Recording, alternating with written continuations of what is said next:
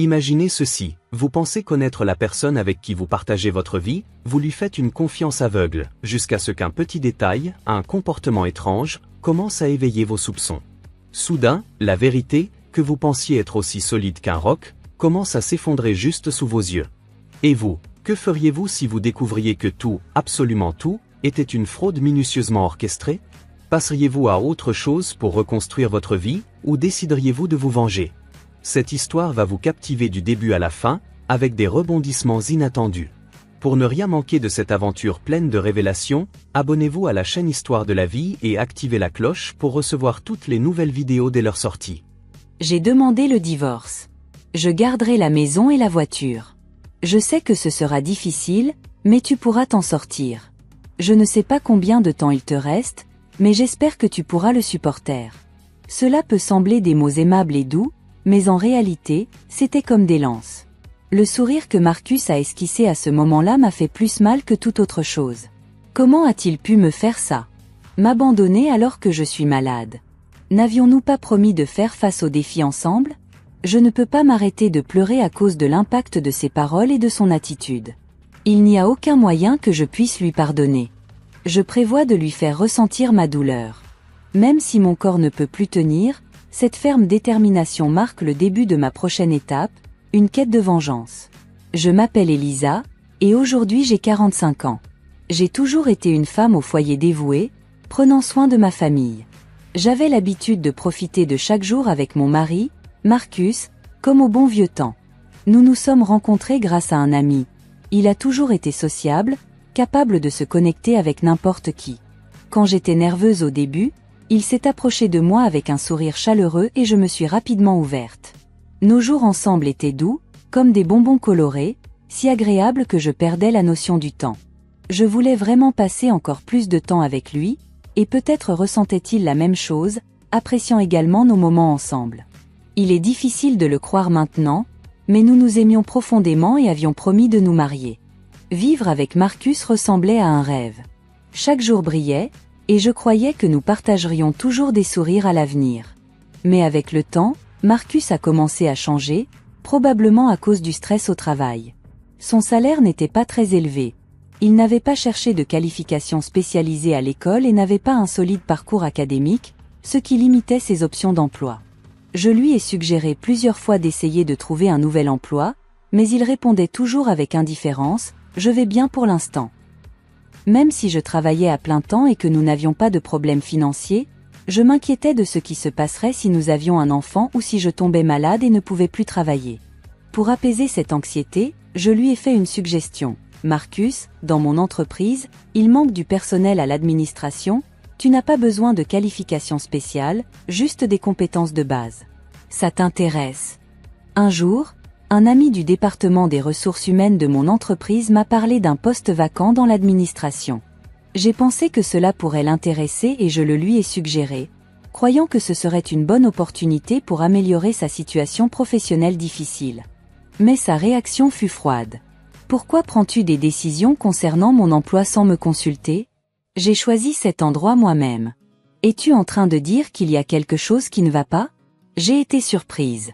J'avais simplement fait une suggestion par souci de son avenir. « Pardon, je ne voulais pas te déranger avec cette proposition soudaine. Je pensais juste que les conditions dans ton travail actuel semblaient difficiles et que peut-être cette entreprise serait une meilleure option pour toi, lui ai-je répondu, mais il ne l'a pas compris de cette façon. Ce n'est pas parce que tu es ma femme que tu peux interférer dans mes décisions professionnelles comme si tu étais une étrangère. J'ai mes propres pensées, tu sais. » Quand il s'est éloigné, il a murmuré, et le mot étrangère a résonné profondément. Je suis ta femme et nous sommes une famille, mais tes mots et ton attitude semblaient dirigés à une autre personne. Une fissure se creusait entre nous, s'élargissant rapidement. Marcus avait également été impoli avec ma famille. Ma mère, une personne vraiment bienveillante, venait régulièrement chez nous pendant que je travaillais.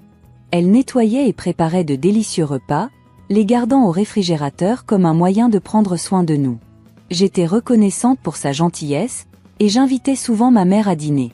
Mais dernièrement, Marcus semblait de plus en plus agacé par sa présence. Quand j'arrivais à la maison et la voyais dans le salon, il lançait « Tu es encore là ?» Ma mère et moi étions toutes deux surprises par son commentaire. Cela m'a fait remettre en question l'état de notre relation et notre avenir. Comment pourrions-nous combler la distance entre nous? Ma mère, avec un sourire bienveillant, a dit « C'est bon, Elisa, si ma présence le dérange, je suis désolée, je partirai plus tôt aujourd'hui. » Entendre cela, surtout venant d'une personne qui a toujours fait de son mieux pour nous aider malgré son emploi du temps chargé, a été déchirant. « Marcus, s'il te plaît, pense à ce que ressent ma mère, lui ai-je supplié. Elle prend toujours soin de nous, s'il te plaît, montre-lui un peu de respect. » Les larmes ont commencé à couler de mes yeux, changeant l'atmosphère de la pièce. Je me souvenais de toutes les fois où ma mère avait illuminé notre maison et je ne comprenais pas pourquoi Marcus lui parlait de cette manière. Quand je rentre à la maison après avoir travaillé dur toute la journée, tout ce que je veux, c'est me détendre. C'est épuisant d'avoir quelqu'un ici tout le temps dans ma propre maison. J'ai essayé de comprendre le point de vue de Marcus, mais je ne pouvais m'empêcher de ressentir de la gratitude pour ma mère. Honnêtement, je ne pensais pas que j'avais tort. Il semblait que Marcus était têtu, mais je ne savais pas comment exprimer mes sentiments d'une manière qu'il puisse comprendre. Ma mère a dit « Ne t'inquiète pas pour ça. Si tout le monde est heureux, c'est tout ce qui m'importe » et m'a donné un sourire réconfortant. Ces paroles chaleureuses m'ont rempli d'une culpabilité écrasante. Cette nuit-là, tout en savourant le délicieux repas qu'elle avait préparé, mes émotions étaient un tourbillon de gratitude et de remords. Je ne pouvais pas m'empêcher de penser à Marcus. J'ai passé d'innombrables nuits à réfléchir à la façon dont je pourrais améliorer notre relation, mais un défi bien plus grand est survenu au travail. Soudain, je me suis sentie étourdie et je me suis évanouie.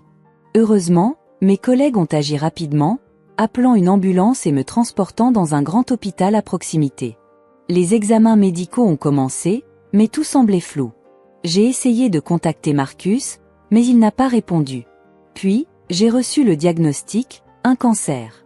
Heureusement, il a été détecté à temps, et avec le traitement approprié, le médecin a dit que j'irais bien. Pourtant, je savais que les traitements contre le cancer pouvaient être épuisants, alors je me suis préparée pour la longue et difficile traversée qui m'attendait. J'ai annoncé à Marcus le diagnostic et mon hospitalisation, mais sa réponse a été indifférente. Son silence m'a fait me sentir incroyablement seule, mais j'ai choisi de me concentrer sur mon traitement, croyant que continuer était la seule option. Le traitement était plus difficile que je ne l'avais imaginé. Ma santé s'est rapidement détériorée, me forçant à rester au lit la plupart du temps. Un jour, au milieu de cette lutte, Marcus est finalement apparu dans ma chambre d'hôpital. « Comment te sens-tu » demanda-t-il avec désinvolture. « Eh bien, cela a été difficile, répondis-je à moitié en plaisantant. Ce serait un peu plus facile si tu étais à mes côtés. Pour être honnête, j'étais frustrée par son attitude. Pourquoi n'était-il pas venu plus tôt? Son soutien aurait fait une énorme différence dans ces moments difficiles. Au lieu de ressentir du soulagement pour nos retrouvailles, je me suis sentie encore plus isolée. Je devenais de plus en plus irritée en réfléchissant à notre passé. Puis, ce que Marcus a dit ensuite m'a réellement surprise et stupéfiée. J'ai demandé le divorce. Je garderai la maison et la voiture. Je sais que c'est difficile, mais tiens bon. Je ne sais pas combien de temps il te reste, mais j'espère que tu continueras à te battre. Attends, tu es sérieux? M'exclamai-je. Un divorce? Une tempête de questions a surgi en moi. N'avions-nous pas promis d'être ensemble pour toujours? J'ai toujours cru que les vrais couples surmonteraient les défis ensemble. Les mots de Marcus m'ont troublée et je me suis sentie déconnectée. J'ai murmuré, je n'ai plus besoin de lui, je continuerai seule. Je vais simplement l'oublier. J'ai décidé qu'il regretterait de m'avoir sous-estimée, mais je devais d'abord clore correctement notre mariage. Je comprends. Je suis désolée pour tout. Garde la maison, la voiture, ce que tu veux. Si tu veux de l'argent en compensation, je te le paierai. Merci pour tout, lui dis-je. Marcus semblait surpris au début, mais bientôt son visage prit un sourire arrogant. Je ne m'attendais pas à ce que tu l'acceptes si facilement. Je pensais que tu ferais un scandale. Enfin, prends soin de toi, et ne t'inquiète pas de m'inviter à ton enterrement. Alors que je le regardais sortir de la pièce, un sourire se dessina sur mon visage. Il ne se rendait pas compte qu'il était tombé dans mon piège. Ce serait intéressant de voir comment sa vie changerait maintenant. J'ai appelé un collègue de mon entreprise que je connaissais. « Salut, ça fait longtemps. J'ai une faveur à te demander, peux-tu m'aider? Au début, il semblait surpris, mais une fois que je lui ai expliqué, il a accepté. D'accord, allons-y. Tout était prêt. En imaginant le visage surpris et anxieux de Marcus, j'ai peut-être souri. Ce nouveau sentiment de motivation a renforcé ma détermination pour le traitement médical. Quelques jours sont passés. Un après-midi, après mon traitement, j'ai remarqué que mon téléphone affichait 200 appels manqués de Marcus. L'attente de son appel était étrangement satisfaisante. Après m'être calmé, j'ai rappelé et j'ai entendu sa voix tremblante de l'autre côté. « Elisa, aide-moi, je n'aurais jamais imaginé ça, implora-t-il. Imaginer son ton angoissé m'a fait sourire en coin. C'était exactement ce que j'avais prévu. Essayant de paraître inquiète, je lui ai dit « Marcus, dis-moi, que s'est-il passé ?» Il prit une grande respiration avant de dire « Mon nom figure sur la liste des licenciements de l'entreprise. Je n'arrive pas à croire que cela m'arrive. » En entendant sa voix paniquée, j'ai souri, sachant que tout se déroulait comme prévu. La personne avec qui j'avais pris contact était le chef des ventes de notre entreprise. Je lui ai demandé de reconsidérer les affaires avec l'entreprise de Marcus. Au début, confus, il a vérifié l'historique des transactions et a décidé qu'il valait mieux choisir un autre partenaire. C'est pourquoi l'entreprise de Marcus a commencé à m'appeler. C'est alors que j'ai décidé de révéler un secret que j'avais gardé. Tu sais, il y a des rumeurs dans ton entreprise à propos de toi et de la nouvelle fille. Tout le monde l'apprécie parce qu'elle est très joyeuse, et il y a des rumeurs d'une romance. Est-ce vrai? Je pouvais entendre l'incrédulité dans la voix de Marcus. Tu es sérieuse? Ça ne peut pas être vrai, c'est forcément une blague. Sa surprise était compréhensible. Après tout, qui aurait pu imaginer qu'une simple employée puisse avoir une telle influence sur son travail? Eh bien, en réalité, dis-je, je suis la PDG de cette entreprise. Il y eut une pause. Je savais que Marcus était sans voix de l'autre côté. Ce n'est pas un mensonge, continuai-je. C'est ainsi que nous avons vécu aussi confortablement. Mon revenu annuel tourne autour d'1 million de dollars. Ton salaire ne suffirait pas à maintenir tes habitudes de consommation. La vérité, c'est que les habitudes de dépenses de Marcus étaient hors de contrôle. Les 1400 cents que je lui donnais chaque mois étaient comme un second salaire, mais cela ne suffisait jamais. Il se précipitait pour me demander plus avec un ton suppliant. Je peux avoir un peu plus? À ce rythme, l'argent qu'il recevait de moi dépassait son salaire réel. La plupart des gens auraient abandonné ce style de vie luxueux pour quelque chose de plus stable. Mais comme je gagne 1 million par an, lui donner 1400 chaque mois n'était pas un gros problème pour moi. Je me demandais toujours où passait cet argent. Marcus, hier c'était le jour de paie, non? Demandai-je. Je t'ai toujours donné de l'argent supplémentaire à chaque paie. Mais à partir de maintenant, cela risque d'être difficile. Nous ne sommes plus ensemble, et il est naturel que tu ne puisses plus compter sur cette allocation mensuelle, puisque nous sommes divorcés. Je me demande comment tu vas t'en sortir. Ah, et fais attention à l'hypothèque de la maison, c'est 2000 par mois. Je sais que ce sera difficile, mais tu devras bien t'en occuper. Si tu es en retard dans les paiements, il se peut que tu doives quitter la maison. Alors que 2000 pour moi n'était pas un problème, c'était une somme importante pour Marcus. À sa réaction, il était évident qu'il était confus et incrédule, répétant des choses comme « Sérieusement? C'est fou. » Ce que j'avais dit était vrai. C'était le résultat de mes efforts pour maintenir notre relation. Il avait profité de moi quand il était à mes côtés, poursuivant seulement ses propres désirs. Peut-être qu'il était temps pour lui de faire face aux conséquences de ses actes. Pourquoi est-ce arrivé? J'ai été licenciée, et maintenant je dois trouver comment survivre. Comment vais-je payer le loyer ce mois-ci? Le désespoir était évident dans sa voix. Il devait se sentir perdu et incertain quant à la suite. Si j'étais à sa place, il serait également difficile d'imaginer un avenir meilleur. Je comprenais que la situation de Marcus devait être accablante et confuse, mais c'était la conséquence directe de son comportement irrespectueux par le passé. S'il avait montré un véritable souci pour moi et ma famille, les choses n'en seraient pas arrivées là. Ce sont les conséquences de ses décisions. S'il nous avait vraiment respectés, il ne ferait pas face à ces problèmes. Marcus resta silencieux, peut-être à court de mots. Je ressentais un mélange de pitié et d'amusement. C'est tout? Je peux raccrocher maintenant? Puis, il parla d'une voix terrifiée. Attends, Peut-on reconsidérer notre relation une fois de plus? Je sais que cela semble égoïste, mais maintenant je réalise à quel point tu étais importante pour moi. L'idée de tout recommencer avec lui fit battre mon cœur plus vite. Après toute la douleur qu'il m'avait causée et comment il m'avait abandonnée, l'idée de revenir en arrière me faisait peur. Marcus prit une profonde inspiration. Je sais que j'ai été irresponsable ces derniers temps et je suis désolée de ne pas avoir pu te rendre visite plus souvent à l'hôpital. Mais quand tu iras mieux, allons dans un endroit tranquille et passons un moment relaxant ensemble. Je veux revoir ton sourire. Ces mots avaient une teinte nostalgique, rappelant ce qu'il avait dit lorsqu'il m'avait demandé en mariage. Il avait promis une vie pleine de rire et de bonheur. À l'époque, j'étais tellement prise par ces paroles que j'étais entrée dans cette relation sans trop réfléchir. Cependant, la vie de couple s'était avérée difficile, en particulier à cause de ses habitudes de dépenses imprudentes. Peut-être que si je l'avais mieux compris, les choses auraient pu être différentes. La voix de Marcus s'affaiblit. « Elisa, je ne peux pas vivre sans toi. Je veux être à tes côtés et affronter ensemble les défis de la vie. Nous pouvons recommencer, juste une fois de plus. » Sa voix était pleine de tristesse et d'un soupçon de désespoir. Malgré l'émotion, il était difficile de lui faire confiance après tout ce qui s'était passé. « Assez, c'est fini. J'ai choisi une nouvelle voie et je ne peux pas revenir en arrière, dis-je fermement. Il y avait une pointe de tristesse dans sa voix, mais je pouvais sentir qu'il voulait vraiment revenir avec moi. « S'il te plaît, laisse-moi dire une dernière chose. Je t'ai vraiment aimé, Elisa. Si tu changes d'avis, je serai là. » J'aurais pu être influencée par ces paroles, mais j'avais déjà pris une décision concernant mon avenir et notre relation. Je ne me laisserai plus manipuler par ces doux mots. « Assez. De tels mots ne changeront pas ma décision. Réfléchis bien, n'as-tu pas une nouvelle petite amie?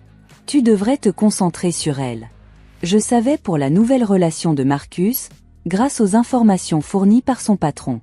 Ses déclarations d'amour semblaient maintenant creuses. Je me rendis compte qu'il dirait tout ce qui était nécessaire pour obtenir ce qu'il voulait. C'était frustrant qu'il ne vienne vers moi que lorsqu'il avait besoin de quelque chose et qu'il s'éloignait quand les choses devenaient difficiles. Nous ne pouvons plus être ensemble. Passe du temps de qualité avec elle et oublie-moi. Si tu as besoin de parler, adresse-toi à mon avocat. Prends soin de toi, Marcus. Ses supplications semblaient sincères, mais le laisser partir signifierait probablement que sa vie deviendrait plus difficile. C'était son choix. Moi, j'avais ma propre vie à poursuivre. Je voulais qu'il se débrouille seul. J'ai raccroché le téléphone et ajusté les paramètres pour tout contact futur de sa part selon mon avocat. Marcus a essayé de me contacter à plusieurs reprises. Ma décision était ferme, alors l'avocat l'a respectée et ne lui a donné aucune information me concernant. De manière inattendue, mon avocat m'a suggéré de rechercher des indemnités. Au début, je n'y avais pas pensé, mais cela semblait être un moyen de chercher une compensation. Je savais que Marcus et sa nouvelle partenaire n'étaient pas riches. Il y avait des rumeurs sur leurs dettes importantes. En enquêtant sur le couple, j'ai découvert qu'elle avait fui en raison de problèmes financiers. Quand j'ai pris contact avec sa famille, ils étaient furieux et l'ont obligée à travailler dur à la maison. Les actions ont toujours des conséquences, et il semblait qu'ils faisaient face aux leurs. J'ai vaincu le cancer et je me suis complètement rétablie. Ma récupération rapide a même surpris les médecins. En revenant au bureau, j'ai trouvé une lettre sur mon bureau du chef des ventes, exprimant sa solidarité. Ces mots étaient chaleureux et m'ont ému. Lorsque mes collègues ont appris que j'étais de nouveau célibataire, certains m'ont gentiment proposé de me présenter à quelqu'un. Mais après mon mariage précédent, je voulais prendre le temps de me concentrer sur moi-même pour l'instant. Quand je suis retournée au bureau et que j'ai vu la lettre du directeur des ventes, je n'ai pas pu m'empêcher de réfléchir à la rapidité avec laquelle ma vie avait changé ces derniers mois. Elle était passée d'une épouse soumise à une femme émancipée, maîtresse de son destin. Alors que je m'installais à mon bureau, en pensant à la façon dont mes collègues se proposaient de me présenter quelqu'un de nouveau, je souris. Était-ce ce dont j'avais besoin en ce moment? Non. J'avais décidé de me concentrer sur moi-même pour l'instant, mais la vie avait une façon curieuse de nous présenter de nouveaux défis quand on s'y attend le moins. Ce soir-là, alors que je consultais quelques emails en retard, j'ai reçu un message qui a attiré mon attention. C'était d'une adresse inconnue. L'objet disait simplement « Je suis désolé pour ce qui s'est passé ». En l'ouvrant, je suis restée figée. « Bonjour, Elisa. Tu ne me connais pas, Mais tu devrais. J'ai été près de toi plus longtemps que tu ne l'imagines. Je ne suis pas ici pour m'excuser de ce qui s'est passé, mais je pense que tu mérites de connaître la vérité complète. Ce que tu as fait à Marcus? Eh bien, ce n'était pas tout à fait inattendu. À la fin, tout finit par se mettre en place. Mais ce qu'il ne t'a pas dit est bien plus profond que ce que tu penses. Peut-être que tu veux avoir une conversation avec moi. Je sais des choses qui t'intéresseront. Je t'attends au café du coin cet après-midi, à 17h. Je sentis un frisson parcourir mon corps. Qui cela pourrait-il être? C'était une blague? Je pensais à l'ignorer, mais quelque chose en moi me poussait à y aller. Peut-être que c'était de la curiosité, peut-être quelque chose de plus, mais j'ai décidé que je devais découvrir ce que cette personne avait à me dire. À 5 heures précises, je suis arrivé au café. L'endroit était relativement vide, ce qui m'a donné une sensation troublante. Je cherchais quelqu'un qui semblait m'attendre, mais il n'y avait aucun signe d'une personne familière. Je me suis assis à une table près de la fenêtre, d'où je pouvais observer l'entrée. Il s'est écoulé quelques minutes avant qu'une femme aux cheveux sombres et au regard sérieux n'entre dans les lieux. Il s'est dirigé directement vers ma table, comme s'il savait exactement qui j'étais. Il s'est assis sans demander la permission, ce qui m'a immédiatement mis en alerte. « Elisa, dit-il, d'un ton sec et direct. Je m'appelle Victoria. Et oui, comme tu l'auras deviné, je connais Marcus. » Un air de tension remplit l'espace entre nous. Victoria semblait plus jeune que je ne l'avais prévu, mais son visage trahissait quelqu'un qui avait vu bien plus que ce qu'elle laissait paraître. « Et pourquoi es-tu ici ?» demandai-je, essayant de garder mon calme. Victoria soupira, me regardant droit dans les yeux. « Je suis venue parce que Marcus ne t'a pas raconté toute l'histoire. Il y a quelque chose que tu dois savoir avant de pouvoir avancer dans ta vie, dit-il, marquant une pause comme s'il voulait mesurer ma réaction avant de continuer. J'étais l'autre femme. Mais pas de la manière dont tu penses. Mon cœur s'est emballé. Que voulait-il dire par là? Avant que je puisse formuler une réponse, il continua. Je n'étais pas seulement la maîtresse de Marcus, comme tu aurais peut-être pu le supposer à cause des rumeurs. J'ai été son complice. Ces mots étaient lourds, comme si chaque syllabe portait un poids immense. Marcus ne se contentait pas de profiter de toi sur le plan financier. Je te préparais pour quelque chose de plus grand. La confusion m'a frappé de plein fouet. Complice de quoi? Pourquoi me préparer? Marcus et moi avions un plan, dit Victoria, se penchant en avant, comme si elle partageait un secret interdit. Il n'a jamais vraiment été intéressé par toi. Tout faisait partie d'un schéma plus vaste. La vérité, c'est que Marcus avait des dettes beaucoup plus graves que ce que tu imaginais. Et j'étais sa partenaire, pas son amante. Notre plan était simple, utiliser ton argent pour s'échapper et recommencer dans un autre pays. Ma respiration est devenue irrégulière pendant que je traitais ce qu'il disait. Tout ce que j'avais cru sur mon mariage, sur Marcus, s'effondrait devant moi. L'homme qu'elle avait aimé, avec qui elle avait construit une vie, était un menteur bien plus profond qu'elle ne l'avait imaginé. Mais alors, tu es tombée malade, dit Victoria, d'une voix basse. Cela a tout changé. Marcus ne savait plus comment procéder. Nous ne pouvions pas nous attendre à ce que tu te rétablisses rapidement, et les frais de traitement l'ont frustré. C'est pourquoi il a commencé à s'éloigner de plus en plus. Et quand tu as demandé le divorce, il a vu l'occasion de s'échapper de tout sans avoir besoin de continuer à faire semblant. Un nœud s'est formé dans ma gorge. Avait-elle été seulement une victime tout ce temps? Ma vie avait-elle été une farce? Je voulais te dire cela parce que je me suis éloignée de Marcus, continua Victoria. Son obsession pour l'argent et sa capacité à manipuler les gens me fait peur. Je voulais te prévenir avant que je ne fasse quelque chose de pire. Peut-être que cela ne t'affecte plus directement, mais ce qu'il va faire pourrait avoir des répercussions sur ta vie. Que va-t-il faire? Demandai-je, essayant de contrôler ma voix. Il a été en train de déplacer certains documents à ton nom, dit Victoria, baissant les yeux. Il a falsifié des signatures et a utilisé ton identité pour détourner de l'argent vers des comptes à l'étranger. Je ne suis pas sûre de combien il a fait, mais il est clair qu'il prévoit de te laisser porter la responsabilité si les choses tournent mal. Mon estomac a fait un bond. L'homme qui avait autrefois juré de m'aimer, qui était maintenant divorcé de moi, essayait encore de ruiner ma vie. Merci de me le dire, dis-je, la voix tremblante mais pleine de détermination. Je vais m'assurer qu'il ne parvienne pas à ses fins. Victoria hocha lentement la tête, comme si elle attendait cette réponse. Je te conseille d'agir rapidement, dit-elle en se levant pour s'en aller. Je ne pense pas que tu aies beaucoup de temps avant que Marcus fasse son prochain mouvement. Quand Victoria est partie, mon esprit était rempli de questions. Que faisait Marcus d'autre dans mon dos? Plus important encore, comment pouvait-il me protéger? J'ai décidé qu'il était temps de prendre le contrôle total de la situation.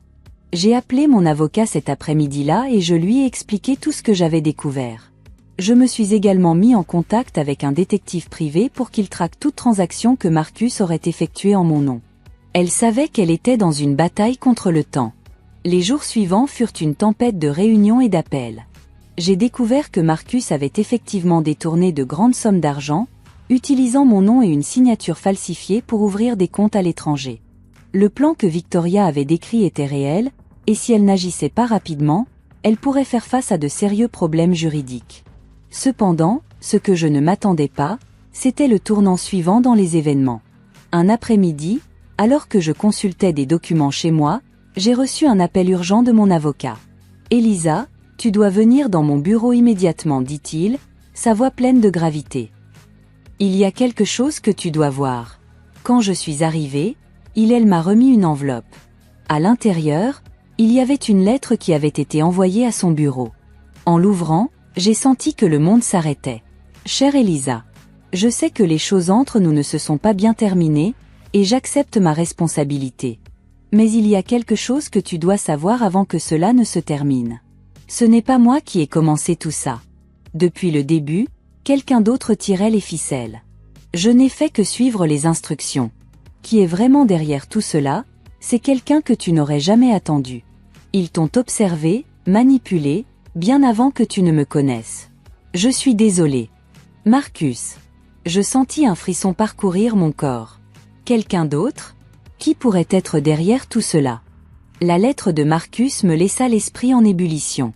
Qui pouvait bien être derrière tout cela? Y avait-il quelqu'un d'autre qui tirait les ficelles de ma vie? Pendant des années, j'avais pensé que Marcus était le seul coupable de mon histoire, mais cette nouvelle révélation insinuait quelque chose de beaucoup plus sombre. Je pris une profonde respiration, essayant de me calmer. Qu'est-ce que tout cela signifiait? Qui m'avait observé pendant tout ce temps? Je décidai que la meilleure façon de faire face à cette situation était de continuer à enquêter. Je ne pouvais pas me laisser envahir par la panique. S'il y avait quelqu'un d'autre impliqué, il me fallait découvrir qui c'était et pourquoi. J'appelai à nouveau mon avocat et lui montrai la lettre de Marcus. Son expression devint encore plus sérieuse en la lisant. « Cela change la donne, dit-il. On dirait que Marcus était manipulé, ce qui pourrait compliquer davantage les enquêtes. Mais ne t'inquiète pas, nous pouvons suivre la trace des comptes qu'il a ouverts à ton nom et voir si nous trouvons des indices sur qui d'autre est impliqué. » Je passai les jours suivants à travailler étroitement avec mon avocat et l'enquêteur privé. Pendant ce temps, j'essayais de continuer ma vie, de retourner au travail et de retrouver un semblant de normalité. Mais la lettre de Marcus continuait de me hanter, comme une ombre que je ne pouvais ignorer. Un après-midi, alors que je parcourais quelques documents dans mon bureau, je reçus un email anonyme. L'objet disait « Tu en sais plus que tu ne le crois ». Mon cœur fit un bond. J'ouvris le message rapidement. « Tu as cherché des réponses au mauvais endroit, Elisa. La vérité a toujours été près de toi, mais tu ne l'as jamais vue. La personne qui a tout manipulé est quelqu'un en qui tu avais confiance. Tout ce que tu pensais savoir sur Marcus n'est qu'une petite partie du puzzle. La vraie trahison est beaucoup plus proche que tu ne l'imagines. » Je lus et relus le message, essayant d'en comprendre le sens. Quelqu'un en qui j'avais confiance. Cela pourrait-il être un de mes amis? Un collègue? Mon esprit s'emballait dans toutes les directions, cherchant des coupables possibles. Je savais que je ne pouvais faire confiance à personne tant que je n'aurais pas découvert la vérité. Je décidai d'être plus prudente dans mes actions. L'enquêteur privé me conseilla de vérifier toutes mes comptes, mes emails et tout contact récent à la recherche de quelque chose d'inhabituel. Pendant des jours, je ne trouvais rien d'étrange, jusqu'à ce qu'un nom attire mon attention. Victoria. J'avais reçu un message d'elle quelques semaines auparavant, peu après notre rencontre au café, où elle m'avait averti à propos de Marcus. Au début, je n'y avais pas prêté beaucoup d'attention, mais maintenant, avec la révélation de l'email anonyme, je commençais à douter de ses véritables intentions. Et si Victoria n'avait pas été seulement une complice de Marcus, mais bien plus que cela? Et si elle était la personne qui tirait vraiment les ficelles? Je décidai de la confronter. Je lui envoyai un message lui demandant que l'on se retrouve à nouveau dans le même café où nous avions parlé la dernière fois. Elle accepta sans hésitation. Lorsque j'arrivai au café, Victoria était déjà là, assise à la même table que la dernière fois. En me voyant, elle me sourit, mais cette fois, il y avait quelque chose de différent dans son regard, quelque chose de plus froid. « Elisa, dit-elle d'un ton calme. Je savais que tu reviendrais. Je t'ai dit tout ce que tu devais savoir, pourquoi continues-tu à me chercher? Je m'assis en face d'elle, sans la quitter des yeux. Mon cœur battait la chamade, mais je me forçais à rester calme. Victoria, je crois que tu ne m'as pas tout dit. Il y a autre chose, n'est-ce pas? Je la regardai droit dans les yeux, cherchant un signe de vacillement. Elle resta impassible pendant un moment, mais après quelques secondes, son sourire disparut et elle laissa échapper un soupir. Je savais que tu étais plus maligne que tu n'en avais l'air, dit-elle en baissant la voix. Oui, il y a autre chose, quelque chose que je ne t'ai pas dit. Qu'est-ce que c'est? Demandai-je, ma voix plus rauque que je ne le voulais, mais je ne pouvais plus contenir ma frustration. Victoria se pencha vers moi, me fixant intensément. Depuis le début, ce n'est pas Marcus qui t'a choisi. C'était moi. C'est moi qui l'ai convaincu de t'épouser. Ce que je ne t'ai pas dit, c'est que tu étais la cible depuis le début. Tout était un plan pour t'atteindre. Marcus n'était qu'un outil, quelqu'un que je pouvais utiliser pour m'approcher de toi. Je sentis un nœud se former dans mon estomac. C'était bien pire que ce que j'avais imaginé. Ce n'était pas seulement une trahison, c'était une manipulation calculée depuis le départ. Pourquoi? Demandai-je. Que voulais-tu de moi? Victoria sourit, une de ces sourires qui n'atteignent pas les yeux. L'argent, le pouvoir, ce que j'ai toujours voulu. Je savais que, si j'arrivais à t'impliquer émotionnellement avec Marcus, il ferait tout pour te plaire, pour rester à tes côtés. Et en même temps, nous pourrions tirer profit de ta fortune. Mais les choses ne se sont pas passées comme prévu. Tu es tombé malade, et tout a changé. Marcus est devenu instable, et j'ai dû prendre des mesures drastiques. Et maintenant? Demandai-je, sentant la colère bouillonner en moi. Tu t'attends à ce que je reste là sans rien faire pendant que tu joues avec ma vie? Victoria se laissa aller contre le dossier de sa chaise, croisant les bras. Non, Elisa, je ne m'attends pas à cela. En fait, je m'en fiche de ce que tu fais maintenant. J'ai déjà tout ce dont j'ai besoin. Elle se leva lentement de la table. Mais je te donnerai un conseil. Arrête de chercher des réponses. Tu en as déjà plus que ce que tu peux gérer. Avant que je ne puisse répondre, Victoria se retourna et quitta le café, me laissant seule avec mes pensées. Les pièces du puzzle se mettaient enfin en place, mais la vérité était bien plus sombre que je ne l'avais imaginé. Pendant tout ce temps, Victoria avait été la véritable manipulatrice derrière cette trahison, manipulant non seulement Marcus, mais aussi moi, me conduisant sur un chemin de mensonge pour son propre bénéfice. Je ressentais un mélange de rage, de douleur et de soulagement. Au moins maintenant, je connaissais la vérité. Mais je savais aussi que Victoria ne s'arrêterait pas là. Je décidai que je ne resterais pas assise à attendre son prochain coup. Cette fois, c'était moi qui prendrais le contrôle. À la fin de cette histoire qui nous a tant captivés, il est impossible de ne pas réfléchir au chemin que la vie nous fait emprunter et aux décisions que nous prenons. Le parcours d'Elisa nous a apporté de nombreux moments d'angoisse, mais aussi des leçons importantes sur la force, le dépassement de soi et surtout, sur le pouvoir de la vérité. Combien de fois nous nous retrouvons dans des situations où nous pensons tout savoir sur les personnes qui nous entourent. Cependant, tout comme Elisa, nous pouvons découvrir que les apparences ne reflètent pas toujours la réalité. La découverte que Marcus avait tout planifié depuis le début, et que Victoria était derrière un plan encore plus grand, nous montre que nous devons être attentifs aux signes et aux personnes dans notre vie. Cette histoire nous enseigne que, peu importe combien nous essayons de contrôler tout ce qui nous entoure, l'imprévu peut toujours nous surprendre. Ce qui importe vraiment, c'est comment nous réagissons à ces adversités. Elisa aurait pu céder au désespoir en découvrant les trahisons et les manipulations, mais au lieu de cela, elle a choisi d'agir, d'enquêter et de se protéger. Elle a choisi de ne plus être une victime de la situation, mais la protagoniste de sa propre vie. C'est quelque chose que nous pouvons tous apprendre. Même lorsque les circonstances semblent hors de contrôle, nous avons toujours le pouvoir de choisir comment réagir. Une autre leçon précieuse concerne la valeur de la vérité. Marcus et Victoria ont basé toute leur relation avec Elisa sur des mensonges et des manipulations. La vérité, bien que souvent difficile à affronter, est le seul chemin qui nous libère vraiment. Au moment où Elisa se confronte à la réalité de qui étaient ces personnes dans sa vie, aussi douloureux que cela ait été, c'est à ce moment-là qu'elle a pu prendre les rênes de son histoire. La vérité nous permet d'agir avec clarté et de prendre les meilleures décisions pour notre avenir. Alors, j'aimerais vous entendre. Que pensez-vous de cette histoire ? Avez-vous déjà vécu une situation où vous vous êtes senti trahi par quelqu'un en qui vous aviez confiance ? Comment ont-ils réagi à cela ? Commentez ci-dessous et discutons-en. Je veux savoir comment vous avez géré ces situations difficiles et quelles leçons vous en avez tirées.